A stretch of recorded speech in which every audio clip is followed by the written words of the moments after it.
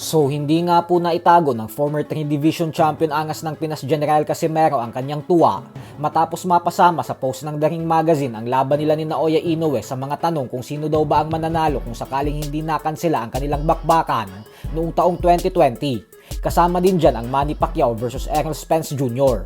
Ayon kay Casimero ay nakarating na daw sa Saudi Arabia ang laban nila ng Japanese Monster, kaya magandang senyales daw ito. Nangako naman si Casimero na gagawin niya lang daw pagkain at pangmerienda si Inoue kung sakaling magtuo silang dalawa sa ibabaw ng lona, dahil wala umanong pagkakaiba kay Luis Neri ang sasapitin ni Inoue sa kamao niya.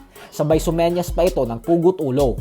Bukod dyan ay lubos din nagpapasalamat si Casimero sa mga Pinoy boxing fans na patuloy sinisigaw sa social media na paglabanin sila ni Inoue, dahil malaking tulong umano ito kaya nakakarating na sa The Ring Magazine ang kanyang pangalan. At na dahil umano dito ay malapit niya nang makamit ang ilang taon niya nang inaasam-asam na laban kontra sa binansagang halimaw ng Japan. Dahil sa inyo, makamit na natin, para makamit na natin yan si Naoya Inoue.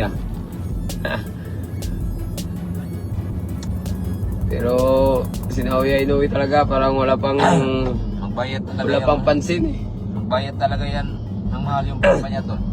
Habang madaming fans naman ang nagsususpetsa na posible umanong tinitingnan at pinupulsohan umano ni Turki Al-Ashik ang reaksyon ng mga tao sa Casimero versus Inoue. Dahilan umano kung bakit pinupost ito sa social media na pagmamay-ari ni Turki ng The Ring Magazine. Baka daw kasi tinitingnan ni Turki kung ano ang magiging reaksyon ng mga fans dito at kung may sapat daw ba na dahilan at madaming interesado bago pagpasyahan na gawin ng bakbakan ng dalawa.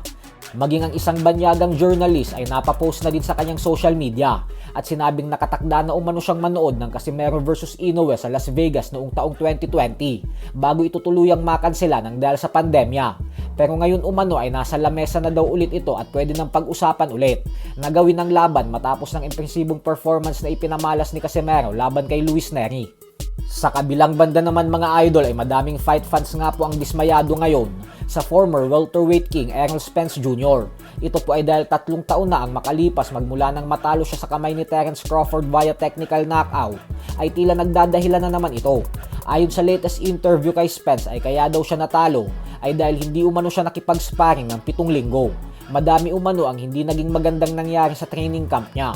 Salungat sa sinasabi niya noon bago ang laban na sobrang ganda na daw ng kondisyon niya at ito umano ang best training camp sa buong karera niya, kung saan sa kauna-unahang pagkakataon umano ay kumuha pa siya ng conditioning coach. Sa kasalukuyan ay naghahanda si Spence para sa comeback fight niya sa susunod na buwan laban sa kapwa former world champion na si Tim Tszyu. So hanggang dito na lang po muna tayo mga idol.